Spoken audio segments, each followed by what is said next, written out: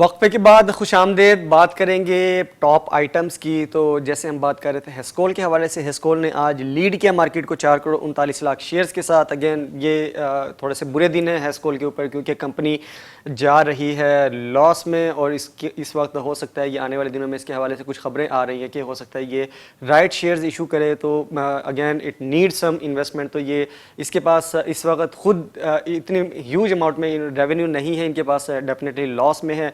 तो हो सकता है कि फ्यूचर में जाके ये आने वाले नियरेस्ट डेज के अंदर हो सकता है ये कुछ राइट शेयर्स के हवाले से भी इसकी पॉलिसी सामने आ जाए और इसकी नोटिफिकेशन भी सामने आ जाए। 13 रुपये 47 पैसे मार्केट में शेयर प्राइस ओपन हुई है आज। 13 रुपये 47 पैसे इसका हाई रहा और 12 रुपये 63 पैसे के इसने लोएस्ट लेवल देखा है। 91 पैसे इसकी आज मार्केट में, तकरीबन 1 रुपये इसकी मार्केट में शेयर प्राइस आज इसने लूज़ की है। 12 रुपये 69 पैसे पर बंद हुआ है। डाउनवर्ड ट्रेंड नज़र आ रहा है हेस्कोल का।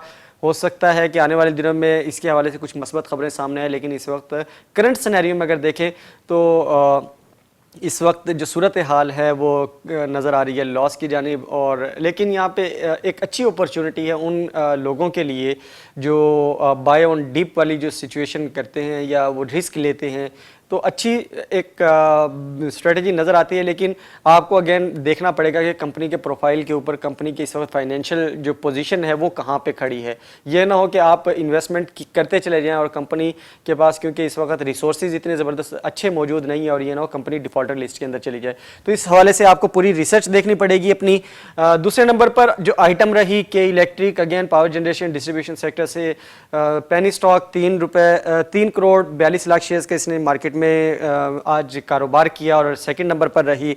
4 रुपये 50 पैसे इसकी मार्केट में शेयर प्राइस ओपन हुई। 4 रुपये 67 पैसे इसकी मार्केट में शेयर प्राइस हाईएस्ट लेवल पर देखी गई आज और 4 रुपये 46 पैसे इसकी मार्केट में शेयर प्राइस लोएस्ट लेवल पर देखी गई। 3 पैसे इसकी मार्केट में आज शेयर प्राइस इसने लूज की है। 4 रुपये 49 पैसे पर ये बंद हुआ है। Again the same thing which we are discussing for last 3-4-5 weeks के पेनी स्टॉक है। पेनी स्टॉक के अंदर जब आप ह्यूज लेवल पे इन्वेस्टमेंट करते हैं तो आपको इतना ज़्यादा बेनिफिट नहीं होता है और आपकी जो आपकी इन्वेस्टमेंट है वो ज़रा बाउंड हो जाती है। तो बजाय इसके कि ऐसे स्क्रिप्ट्स के अंदर काम करें जो जहाँ पे आपकी जो इन्वेस्टमेंट है वो बाउंड हो जाती है, तो वहाँ से आप निकल के आप जाइए ऐसे स्क्रिप्ट के अगेंस्ट जो आपको प्रोडक्ट वो जो स्क्रिप्ट भी प्रोडक्टिव हो और जो आपको बेनिफिट्स भी दे सके। और अगेन डेफिनेटली आपको देखना है उसके फंडामेंटल्स, उसके टेक्निकल्स, उसके बेसिक्स को ज़रूर आपने देखना है जब भी आप इन्वेस्टमेंट की तरफ जाएं, तो आपको काम करने में आसानी होगी। ज़्यादा से ज़्यादा सेक्टर्स को आप अच्छे तरीके से जानेंगे, उसके प्रोडक्ट के हवाले से जानेंगे, उनके जो एनालिसिस हैं उस हवाले से जैसे हम आपके साथ शेयर करते चले आ रहे हैं। तकरीबन हम 8 से 9 सेक्टर्स हम आपके साथ शेयर कर चुके हैं और आने वाले दिनों में भी हम इसी तरीके से करते चले रहेंगे। तीसरे नंबर पर रहा आज भी PIBTL 2 करोड़ 25 लाख शेयर्स के साथ। Again it's a penny stock. 13 रुपये 65 पैसे इसकी मार्केट में शेयर प्राइस ओपन हुई थी। 13 रुपये 76 पैसे इसने हाईएस्ट लेवल देखा। 13 रुपये 43 पैसे का इसने लोएस्ट लेवल देखा। आज इसकी मार्केट में शेयर प्राइस उसी जगह पर बंद हुई है जहां पर ये कल बंद हुई थी। 13 रुपये 47 पैसे पर किसी किस्म का कोई चेंज नहीं देखा गया इसके अंदर। अगेन जिन लोगों ने इसके अंदर इस नीयत के साथ इन्वेस्ट किया होगा कि इस हो सकता है कि मार्केट के अंदर इसकी शेयर प्राइस 1 रुपया 2 रुपये 3 रुपये इजाफा हो जाए या 1 रुपया बढ़ जाए, तो अगेन उनकी जो इन्वेस्टमेंट है वो बिल्कुल बाउंड होती हुई दिखाई दे रही होगी। बात करें जी मार्केट में आज गेनर्स और लूजर्स की with respect to share price increase और डिक्रीज। तो आज हम पहले बात करते हैं गेनर्स की बात कर लें पहले। RMPL 90 रुपये 50 पैसे इसने आज मार्केट में शेयर प्राइस गेन की और ये बंद हुआ है 10,185 रुपये पर। IDYM 42 रुपये 69 पैसे इसने आज गेन किए हैं। 611 रुपये 99 पैसे इसकी मार्केट में शेयर प्राइस बंद हुई है। बाटा पाकिस्तान 36 रुपये 89 पैसे इसकी मार्केट में शेयर प्राइस आज जिसने गेन की है। 1,601 रुपये 5 पैसे पर इसकी मार्केट में शेयर प्राइस आज बंद हुई है। बात कर लें अगर लूजर्स की तो 81 रुपये 89 पैसे लूज किए हैं आज SAPT ने और ये बंद हुआ 1,010 रुपये 10 पैसे पर। इसी तरह बात करें दूसरे नंबर पर SAPL रहा 37 रुपये 88 पैसे के नुकसान के साथ 760 रुपये 72 पैसे पर ये बंद हुआ है। कोलगेट पामोलिव पाकिस्तान इसने आज 29 रुपये 87 पैसे लूज किए हैं और ये बंद हुआ है 2,900 रुपये पर। ओवरऑल अगर करंट ट्रेंड देखें सूरत हाल में गेनर्स और लूजर्स का, तो ये जो बड़े स्टॉक्स हैं, बड़ी जो आइटम्स हैं, वो अपनी जो शिफ्ट है, जो मोमेंटम है, वो अपना बेहतरीन तरीके से रीगेन करते हैं। एक दिन ये ऊपर जाते हैं तो दूसरे दिन नीचे आ जाते हैं। तो ऑब्वियसली ये मार्केट के अंदर ये इसी तरीके से काम कर रहे हैं और ये इसी तरीके से ही काम करते हैं। बोर्ड मीटिंग्स के हवाले से कल की हम बात कर लें तो हो सकता है कि कल आने वाले दिन में क्योंकि बैंक अल फलाह की एनुअल मीटिंग है 11 बजे, तो हो सकता है इसके कुछ रिजल्ट्स आएँ। और जैसे हम पिछले क्वार्टर की अगर हम बात करें, हम पिछले प्रोग्राम का अगर रेफरेंस दें तो उसमें बैंक अल फलाह के कुछ जो रिजल्ट्स थे उन्होंने मायूस किया था, लेकिन हो सकता है यहाँ पर कुछ अच्छे रिजल्ट्स आ जाएँ। दूसरे नंबर पर जो मीटिंग है AGPL लिमिटेड 3:30 पर है, और इसी तरीके से तीसरी जो मीटिंग है कल important meeting but on different matters वो है अलगाजी ट्रैक्टर की 5:30 पर। इन तीनों मीटिंग्स में जो ध्यान लगाने वाली मीटिंग है वो है बैंक अल फलाह की सुबह 11 बजे। रुक करते हैं जी एशियन स्टॉक मार्केट का। एशियन स्टॉक मार्केट के अंदर ट्रेंड मस्बत नज़र आ रहा है, और अगर हम बात करें आज की परफॉर्मेंस का जायज़ा लें एशियन स्टॉक मार्केट की, तो ऑस्ट्रेलिया की मार्केट में 104 पॉइंट्स का इजाफा हुआ, चाइना की मार्केट में 28 पॉइंट्स का इजाफा हुआ, हांगकांग की मार्केट में 357 पॉइंट्स, और इंडिया की मार्केट जो बुरी तरह गिरती हुई दिखाई दे रही थी पॉलिटिकल सिचुएशन की वजह से रिवाइव होती हुई दिखाई दे रही है, कल 2500 पॉइंट्स का इजाफा हुआ और आज तकरीबन 1197 पॉइंट्स का इजाफा हुआ। जापान की मार्केट 271 पॉइंट्स का इजाफा रिकॉर्ड किया गया, 349 पॉइंट्स का इजाफा रिकॉर्ड किया गया ताइवान की मार्केट में। तो ओवरऑल जो मस्बत ट्रेंड नज़र आ रहा है, क्योंकि तमाम मार्केट्स एक दूसरे को फॉलो भी करती हैं, ट्रेंड्स बनते हैं। कोविड वैक्सीन का जो रोल आउट का जो सिनेरियो है वो आपके सामने है, तकरीबन इन तमाम कंट्रीज़ के अंदर रोल आउट हो चुकी है। ऑस्ट्रेलिया के अंदर तो हालात बहुत ज़बरदस्त हैं, इस वक्त बहाल हो गए हैं तकरीबन कोविड की लहर के बाद। चाइना की जो सूरत हाल है वो आपके सामने है कि वैक्सीन बहुत ज़बरदस्त तरीके से रोल आउट की गई। जहाँ से इस वायरस का आगाज़ हुआ था, आज देख लेंगे वहाँ पे बिल्कुल मामूलात ज़िंदगी बिल्कुल नॉर्मल होते हुए दिखाई दे रहे हैं। और इसी तरीके से अगर बात करें हांगकांग की सूरत हाल ठीक है। इंडिया की मार्केट के हवाले से बहुत ज़्यादा कॉन्शियसनेस दिखाई दे रही थी पिछले दिनों। एक तो कोविड की सिचुएशन है, सेकेंडली कुछ पॉलिटिकल सिनेरियो वहाँ पे उसके अंदर कुछ तब्दीली आती हुई दिखाई दी, तो चीज़ें बहुत जल्दी रिवाइव की हैं मुंबई स्टॉक एक्सचेंज ने। इसी तरीके से जापान की मार्केट बेहतरीन परफॉर्म कर रही है अब, और ताइवान की मार्केट भी इस वक्त अपने करंट जो मस्बत ट्रेंड है उसके ऊपर वापस आती हुई गामजन दिखाई दे रही है। बात करें पोर्टफोलियो इन्वेस्टमेंट की, तो नेट जो हमारी फीपी है फॉरेन इन्वेस्टर पोर्टफोलियो इन्वेस्टमेंट की पहले हम बात कर लेते हैं। नेट फीपी परचेजिंग के साथ है 1,35,00,000 रुपए की। इंडिविजुअल्स के अकाउंट्स में सेलिंग नज़र आ रही है 20,94,000 रुपए की, और फॉरेन कॉर्पोरेट्स के अकाउंट्स में सेलिंग नज़र आई है 9,65,00,000 रुपए की। ओवरसीज पाकिस्तानी परचेजिंग करते हुए दिखाई दिए 11,22,00,000 रुपए की। इसी तरीके से अगर बात कर लें लोकल इन्वेस्टर्स की, तो लोकल इन्वेस्टर्स में इंडिविजुअल्स की अगर बात करें तो कल ह्यूज लेवल पे परचेजिंग नज़र आ रही थी, आज सेलिंग नज़र आई है 21,56,00,000 रुपए की सेलिंग नज़र आ रही है। कंपनीज़ के अकाउंट्स में 14,82,00,000 रुपए की सेलिंग दिखाई दे रही है। बैंक्स और DFIs का जो जॉइंट अकाउंट है वहाँ पर हमें 23,76,00,000 रुपए की परचेजिंग दिखाई दे रही है। नॉन बैंकिंग फाइनेंशियल कंपनीज़ के अकाउंट्स में 45,09,000 रुपए की परचेजिंग दिखाई दी है। इसी तरीके से बात करें म्यूचुअल फंड्स की, तो परचेजिंग दिखाई दे रही है 1,24,00,000 रुपए की। अदर ऑर्गेनाइजेशन का जो अकाउंट है वहाँ पर हमें 31,85,00,000 रुपए की सेलिंग नज़र आ रही है। ब्रोकर्स प्रोप्राइटरी ट्रेडिंग जो अकाउंट्स हैं वहाँ पर हमें परचेजिंग नज़र आ रही है 18,72,00,000 रुपए की। इंश्योरेंस कंपनीज का जो अकाउंट है वहाँ पर हमें 22,70,00,000 रुपए की हमें परचेजिंग नज़र आ रही है।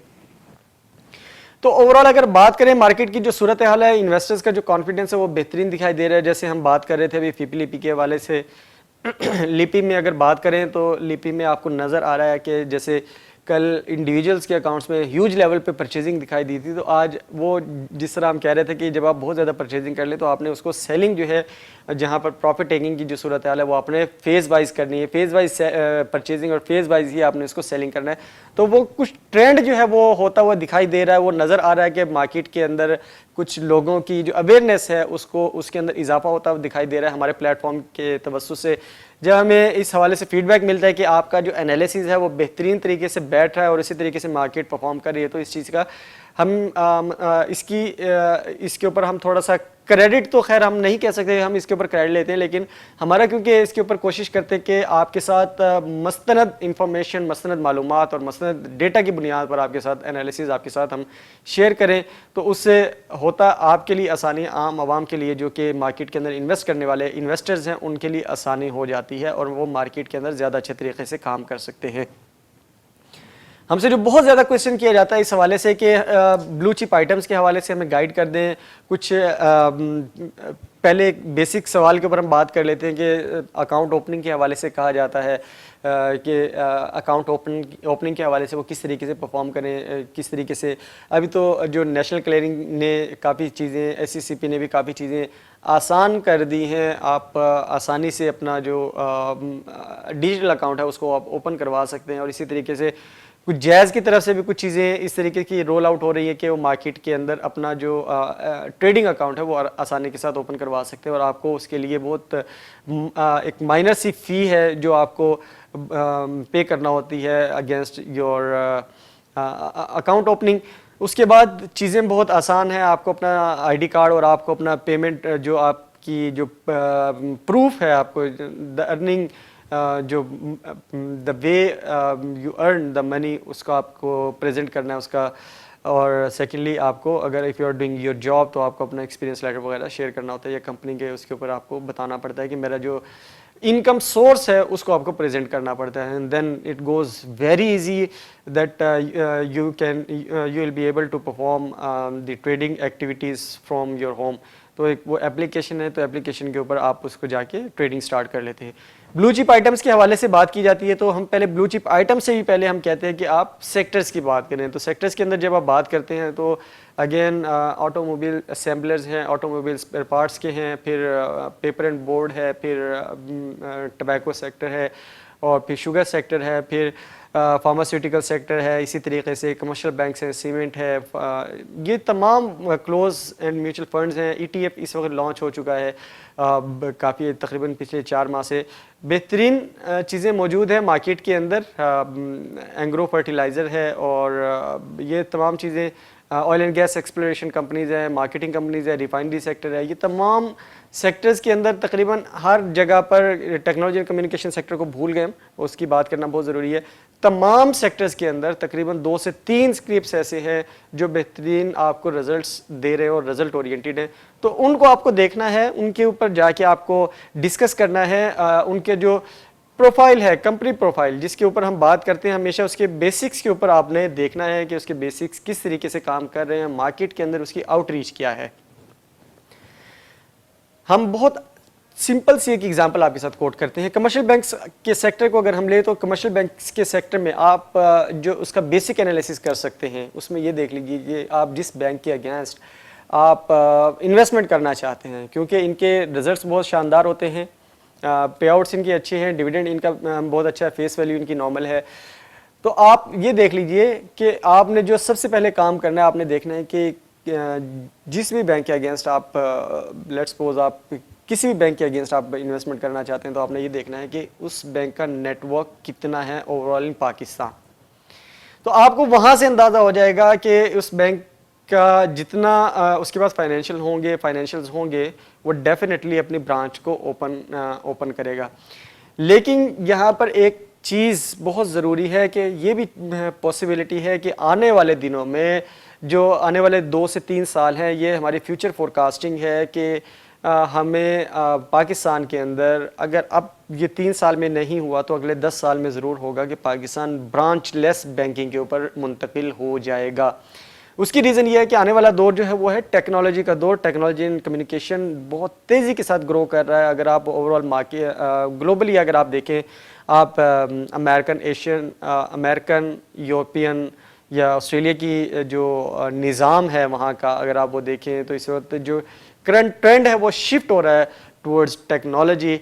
और बहुत सारी रियासतें ऐसी हैं अमेरिका की, यूरोप की, जहाँ पे इस वक्त ब्रांचलेस बैंकिंग के ऊपर काम हो रहा है और आने वाले दिनों में हो सकता है कि वही ट्रेंड फॉलो हो एशिया में भी, पाकिस्तान में ख़ास करके, क्योंकि Pakistan is the largest growing, क्योंकि इंडिविजुअल्स, यंग इंडिविजुअल्स बहुत ज़्यादा हैं पाकिस्तान के अंदर। यूथ जो है वो तकरीबन 70% ऑफ द होल पॉपुलेशन, 65% इसकी रेशो बनती है। तो ऑब्वियसली ये चीज़ें क्विकली रोल आउट हो सकती है मार्केट के अंदर, लेकिन ये चीज़ का ध्यान रखना पड़ेगा कि आने वाले दिनों में अगर वो ब्रांचलेस बैंकिंग के ऊपर जाते हैं तो उसके अंदर फिर आपको इन्वेस्टमेंट करने के लिए और भी आसानी हो जाएगी। तो ऑब्वियसली हम बात कर रहे थे कि कमर्शियल बैंक्स के हवाले से कि आपको देखना है कि उसकी आउटरीच कितनी है, पाकिस्तान के अंदर ब्रांचेस का नेटवर्क क्या है, नंबर 1। नंबर 2, आपने देखना है कि कोई भी बैंक है वो किस किस्म की और कौन कौन से प्रोडक्ट्स वो ऑफर कर रहा है to general public. Let's suppose car financing है, होम फाइनेंसिंग है, या इसी तरीके से पर्सनल लोन है, एजुकेशन लोन है, ये वो प्रोडक्ट्स हैं, इंश्योरेंस है, बच्चों की तालीम के ऊपर है, ये वो चीज़ें हैं, ये वो दीज आर कॉल्ड प्रोडक्ट्स। ये प्रोडक्ट्स की रेंज क्या है, जितनी वाइड रेंज होगी किसी भी बैंक की, उतना ही उसका मार्केट के अंदर इन्फ्लुएंस ज़्यादा होगा। लोगों को जितना फैसिलिटेट किया जाएगा उतना ही अच्छा होगा। और अगेन वो जो बात हम किया करते थे, हम पहले भी हम बात कर चुके हैं कि इंटरेस्ट रेट जितना नीचे होगा उतना ही लोगों को कर्जे मिलना आसान होगा। कर्जे मिलना आसान होगा तो ऑब्वियसली जो इस वक्त रिक्वायरमेंट है द लार्जेस्ट, इस वक्त जैसे हम बात करते हैं कि पाकिस्तान जो पॉपुलेशन के हवाले से तकरीबन 7वां या 8वां बड़ा मुल्क है, तो उस हवाले से घरों की डिमांड बढ़ रही है। नया पाकिस्तान हाउसिंग स्कीम लॉन्च हो चुकी है, तो ऑब्वियसली जब कर्जे दिए जाएंगे, स्टेट बैंक ऑफ पाकिस्तान का जो एक निज़ाम इस वक्त मुरतब होता हुआ नज़र आ रहा है रेमिटेंसीज के हवाले से, तो वो भी बेहतरीन और मौसर नज़र आ रहा है। प्रोग्राम में एक वक्फा शामिल करते हैं, मजीद बात करेंगे बैंकिंग सेक्टर के ऊपर।